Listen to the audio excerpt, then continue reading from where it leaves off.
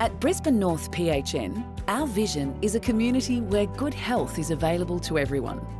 To help us achieve this, we support general practices in the region to deliver high-performing primary care. We do this through a range of quality improvement initiatives. This quality improvement microvideo forms part of a suite of educational videos to provide practice managers, reception staff and practice nurses with tips to implement quality improvement activities in general practice. Welcome to the Brisbane North PHN's Quality Improvement Microvideo series.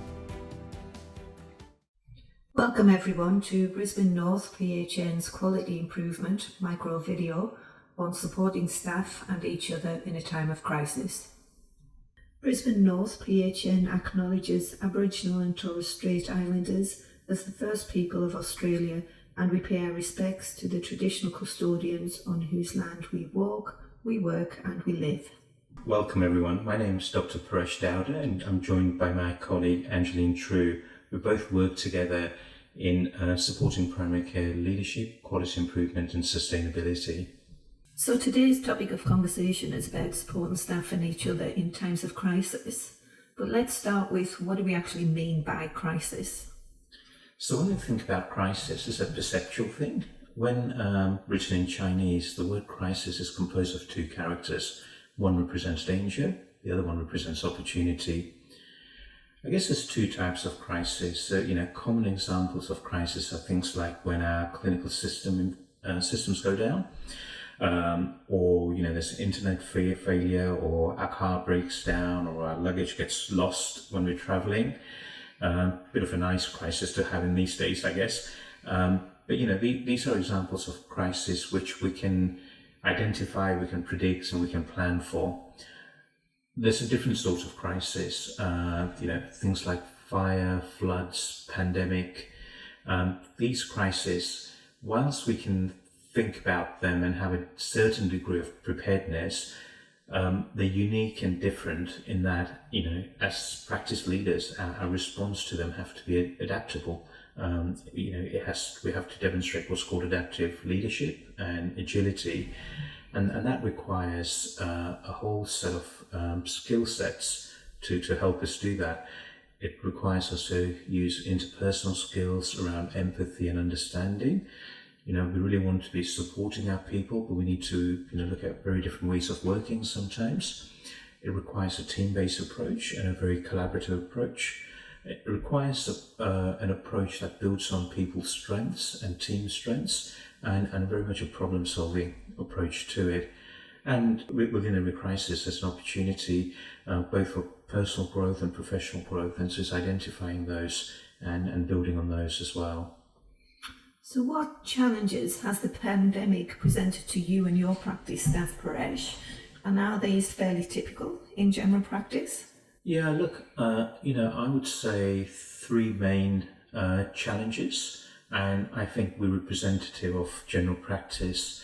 The first challenge is really to continue to deliver a quality and safe clinical service that's accessible by our patients. And of course, the pandemic's really throwing that up in the air.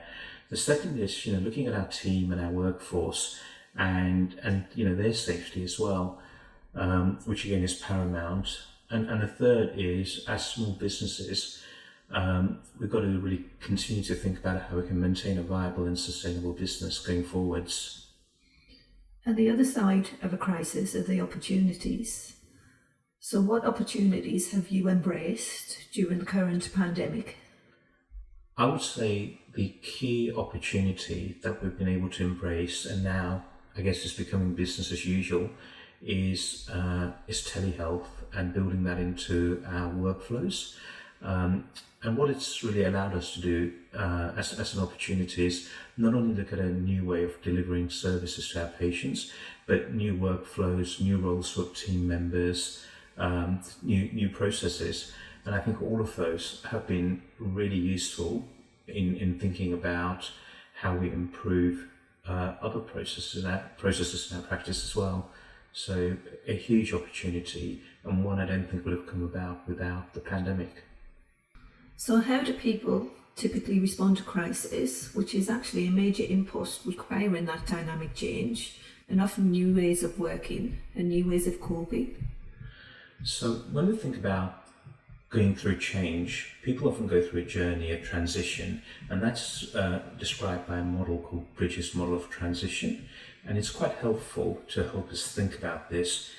In this transition model, there's 3 stages. So there's a stage where, almost a stage of bereavement, where there's an ending and losing and letting go of the way of working that used to be there. Then there's a zone, which is a neutral zone, where the new ways of working aren't quite there yet, and so there's a temptation to go back to the old ways of working. This can also be a time of opportunity as well. And then there's a third phase, and that third phase is really the new beginnings, where the new way of working is beginning to become business as usual, it's getting embedded. When we think about these 3 stages of transition, we have to recognize that mirroring those transitional stages are people's human responses to change, and therefore how humans respond to crisis and their sort of emotional reaction to that is important to understand, and also acknowledge and recognize that that may include elements of fearfulness triggered by uncertainty about the situation, both for them, their families, their team members, their work, and so on. What we have to remember is each one of us are individuals, and the way we respond will be very personalized to us. And we need to be mindful of the individual human response and building capacity through harnessing a team response. So when we're supporting staff in times of crisis, what do we need to look out for, and what factors do we need to consider? So I guess as practice leaders, we need to really appreciate the nature of a crisis means that teams may be outside their comfort zone. And so what we really need to do is create an adaptive space so they can learn and grow rather than be stifled by the discomfort and the fear. Looking at this as a bit of a seesaw is really helpful. On one end of the seesaw, we've got the demands and challenges. And these demands and challenges can be individual to that person. So, poor well-being, their demands from their social structures, from their family, their friends, or their own mental health or self-esteem. But there can be demands and challenges created by the system they work in. So the job demands, so it could be the intensity of work, for example, or the pace of change or confusion around the role. So that's one side of the seesaw. At the other side of the seesaw is the factors that help protect against this or support, facilitate and manage those demands and challenges. And again, they can be about us as individuals, so the personal resources that help, or they can be about the system we work in and the job resources which help.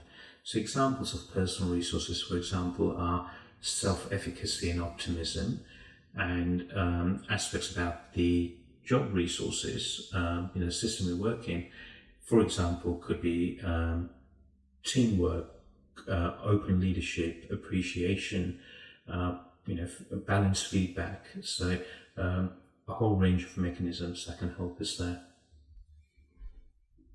So this is an overview of the framework we've developed based on our research in terms of how to support healthcare staff in times of crisis, and also based on our experiences and learnings from dealing with those scenarios.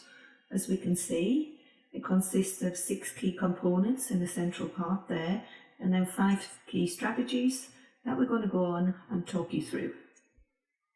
Central to our conversation today is the role of the leader in a time of crisis. Why is that, Paresh? So at a time of crisis, what we really need is, and what people are looking for, is direction and guidance. And that's really the role of leadership. It's about doing the right thing. It's not a position or a rank, but giving people direction, influencing, getting the right resources aligned to be able to be true to our purpose, even at a time of crisis. And what type of leadership would you consider appropriate in a time of crisis? So the sort of leadership this requires is adaptive leadership. What we really mean by that is a leadership that's responding to the changing circumstances within the crisis, a leadership that's actually harnessing the team potential and bringing the team together, and actually distributing the function of leadership, so allowing members of the team to really rise to the top of what they can in terms of their leadership skills, and allowing that to happen in a really flexible way, in a really agile way. So one of the concepts I really love here is the idea of simple rules, which really just means as a team, we agree some common rules, some common boundaries to which we will operate, and that really allows a lot of flexibility, a lot of agility. Now, as a practice owner and principal, how do you practice self-care, and what would you recommend to other leaders within the practice? So that's really interesting, an important question, I think. And there's been some research that's just been published recently, which talks about the principles of self-care. And those principles of self-care really start with preparation. So they're really maintaining optimum health and well-being for us as individuals. That means sleep, that means diet, that means exercise, that means continuing to do the things we enjoy and hobbies, and accepting vulnerability in all spheres. The second principle is around protection. So, monitoring our own physical health, our own emotional health, being in tune with early warning signs of when that might be on the decline. And then when that's triggered, taking action to address that. It's about professionalism. It's about keeping up to date. So, for example, if you're looking at COVID-19 and the pandemic, identify those few reliable sources and use them. Don't infect others with with COVID-19 or with hopelessness. Keep that positivity, the can-do approach alive. Think about promotion. So that's really about being a role model in terms of our staff, our patients, other people, staying calm, looking after others, and using self-compassion, because when we do, that will flow onto others. And then finally, thinking about pathways, and again, coming back to thinking about our own health, making sure that we are seeking professional help when we need it. So, for example, attending to see our own GP as a patient, if that's what we need to do. And what have you done to support self-care amongst your staff? So, there's a few things we've done here. One of the things we've done is created a communication channel. So we've used Microsoft Teams and a COVID-19 communication channel, and that's become the platform through which we can share information. So the sorts of information, for example, sharing through that is a constant check-in to see if everyone's okay. We're checking in and giving people information around COVID updates, for example. So we're pulling the information and putting it into that one platform so people don't have to find the information themselves. We're reminding people about simple things they can do to stay well and look after themselves. We're putting fun things on there, little games, little quizzes to keep people's energy up, to keep the sense of humor going. And resources for when they do need additional help, they can go there. For example, the Employee Assistance Program, and constantly reminding people that that's there. Complementing that sort of central platform is, of course, face-to-face check-ins, and really having that regular sort of team huddle around what's working, what's not working, what can we do to improve, and making sure that's happening on a frequent and regular basis. That sounds great, Paresh. What traits come to the fore amongst your leaders in this time of crisis? So I think the key trait, the key skill that comes through here, it's really those interpersonal qualities, which are all about relational working. They're all about relationships and everything we can do to develop those relationships. So those interpersonal skills are things like humble inquiry, asking people, active listening, effective communication, feedback, and closing the loop. Skills that facilitate a dialogue, a conversation, rather than a monologue or an advocacy about a particular situation or position. So in this framework, we've also got the key components there of vision, mission and values. So once you've started with yourself, the system leader, and you used the term coach, facilitator there, and harnessed all of your personal protective factors to support you through the crisis, why are these vision, mission and values important to support the staff within that crisis? Surely you can let go of them while you're dealing with the situation. So I almost think the reverse, I almost think, the visions, and I like to think about this as being part of the shared purpose, what makes us all get up in the morning and come into work. It's that intrinsic motivation, it's that kind of commitment to work. And this is a unifying thing between us as a team, right? And so the shared purpose, that vision is almost critical, because however we change our workflows, how we do things at a time of a crisis, what we're trying to do, as I said earlier, is stay true to our purpose. And what we're really doing is pivoting around our shared purpose, so we can still achieve what we want to achieve, and our purpose, just in a different way. So does our mission change? So really our mission in terms of what we want to achieve for our patients doesn't change, but how we get there may well change. So what about values, Paresh? Let's take a look at Next Practice values. How have you and your team lived up to those during the pandemic? Yeah. So, values are what guide our behaviours, and therefore they're really important again through a crisis.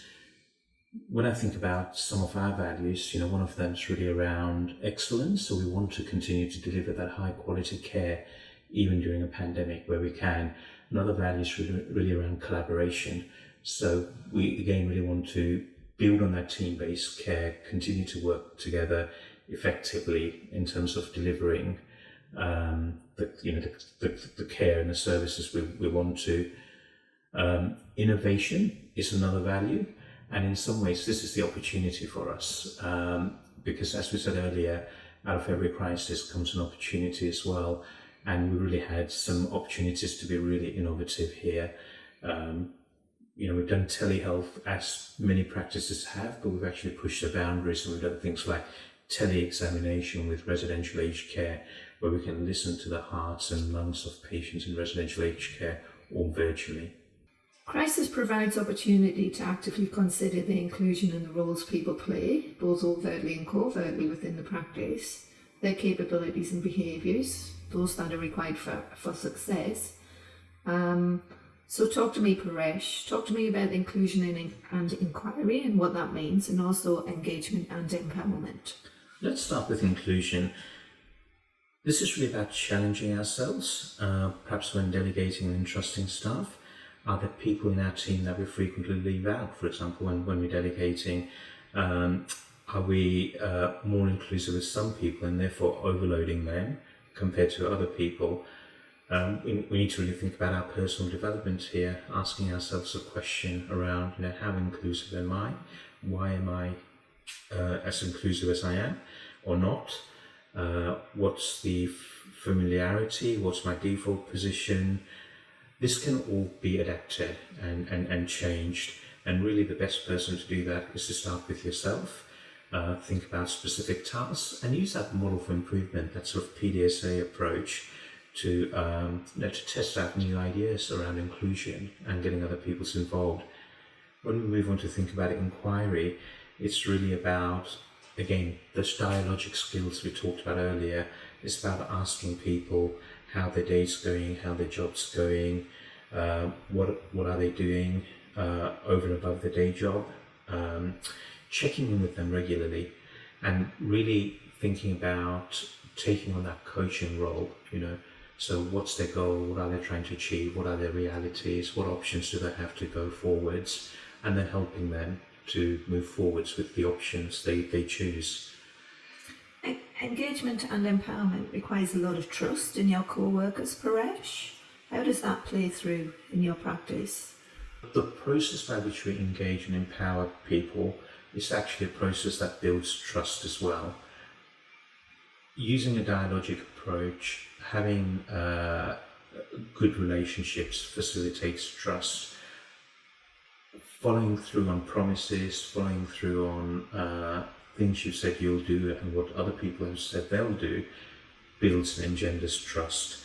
So I think trust is absolutely fundamental, and it really starts with recognizing that and talking about that and using processes which are engaging and empowering. I think that's the way we start to build trust in our teams. So in this framework, we've got 5 key principles that are taken from the work of YZ, from the Harvard Business Review, which pick up on practical strategies that can be adopted. The first of which is around showing appreciation. So how's that played through in your practice, Paresh? It really begins with recognizing each other. It's about recognizing capabilities and strengths and developing that strengths-based approach rather than a deficit-based approach. Remembering that challenges provide opportunity for growth. It's those small acts, it's the things where we say a simple thank you or an acknowledgement, acknowledging behaviours and activities during meetings, how we demonstrate our values, providing opportunities for learning and collaborating with each other, and thanking them for their contributions that really matter. So I think, the simple things you do really, really matter. And the next principle is about providing individualised need and support. That's right, and it starts with people's basic needs. We all have different family situations, we all have different living arrangements, socioeconomic circumstances. Really appreciating that every person is part of several interlinking systems which are made up of roles, rules, structures, home, school, community, social work. Those, appreciating and recognizing that people are within their own little systems and how these systems connect with one another are important, and therefore the supports we provide our staff really build on understanding those needs.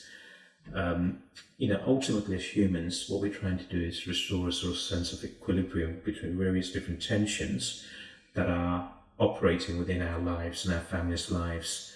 But in order to restore that equilibrium really requires energy and resources. And, we talked about the seesaw earlier. The personal factors in the seesaw really come back to this. The job factors in terms of facilitating those challenges and meeting those challenges and demands come into play here. Simple strategies that help us here again include just checking in with people, how that person's going, how their family's doing, recognizing and acknowledging the challenges they may be facing, but taking that coaching approach, taking that sort of one-to-one approach, that coaching approach we referred to earlier, and really exploring, using a humble inquiry, what the realities of the situation are, what the goal is, and how can we help achieve that goal for them.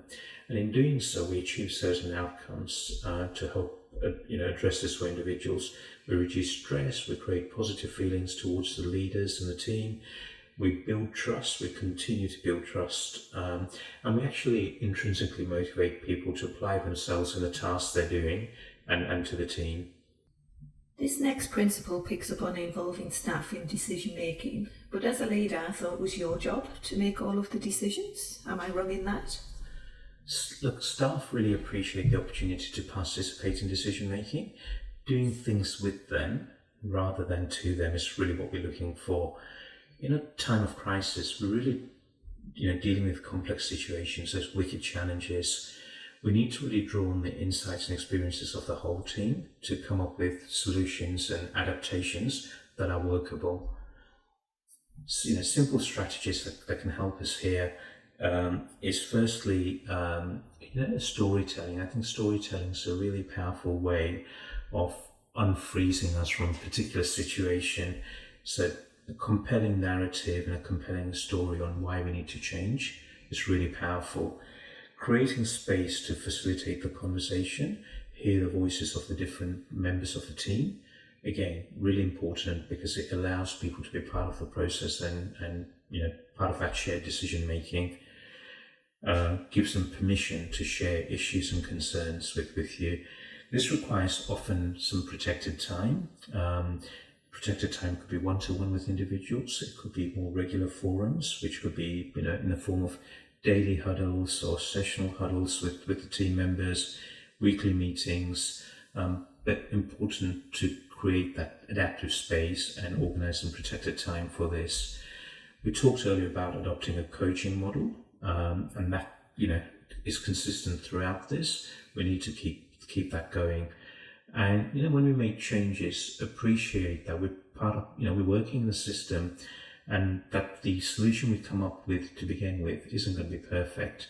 It just needs to be good enough, and we start using that and use that model for improvement approach, that PDSA approach, to constantly refine, learn, and iterate on that. Next principle, Paresh, is around entrusting others. That seems a little counterintuitive, given that people might actually be under duress and in a state of stress in a crisis. Why is that important? Why is that an important strategy? Well, when leaders prioritize trust over performance, performance almost always follows.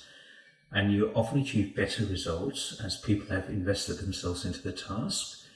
That's why it's so important to entrust others, because we actually get to a better position together than we do alone. Simple strategies, again, we've sort of referred to these earlier as well, that help us do this. Is a strengths-based approach. It's about effective delegation and mentoring. It's about creating, operating procedures, operating rules that facilitate allowing the team to get involved. It's about simple rules, like we talked about earlier. To give you an example of some of the simple rules we have in our practice is, if you're not sure, then escalate and ask. Always act with integrity. Don't cry alone. We're all in this together. If you feel that personal circumstances are getting in the way, then make a time to talk it through. These are just some examples of simple rules that we came up with together collectively. So we've all got, we're all invested in the simple rules and live by them. That sounds fabulous, Paresh, and that's a great segue to our fifth principle here, which is about building time and space for bonding within the team. So what does that entail? So this is about creating specific opportunities for all practice staff and team members to connect and bond. You're a team. It's a bit like being a practice family. There's many sort of examples here. In our practice, common things we've done to bond together are, we've participated in raising money for charity, for example. So we all did the push-up challenge as a team and all got involved and videoed each other doing that. Genes for Genes is another initiative we got involved in, and we sort of incorporated our patients in that as well to raise money for charity. It's just really about that sort of shared purpose. Creating time to have fun together, so shared lunches when it's people's birthdays, having a bit of a celebration around the birthdays. I talked about games and trivia earlier in our communications channel, so again that's something that builds that bond. It allows people to get together, come together, and play together. So thank you, Paresh. That's a great overview in terms of the framework. Working in general practice can be really challenging, and when we're dealing with a crisis, we have to understand that not only does it impact on ourselves and our staff, but it also impacts on our patients and their responses to crises. Have you got any advice on how this simple framework helps inform our response and the response of staff to difficult people in these situations? Some ideas around this. So firstly, be proactive and reinforce your practice values and policies if need be. We've got to start with protecting our staff. An example of this in our practice is a zero tolerance policy around discrimination, for example, and zero means zero. So if we get that behavior, we talk to the person who's been involved, the patient has been involved with that, and we instigate the zero tolerance.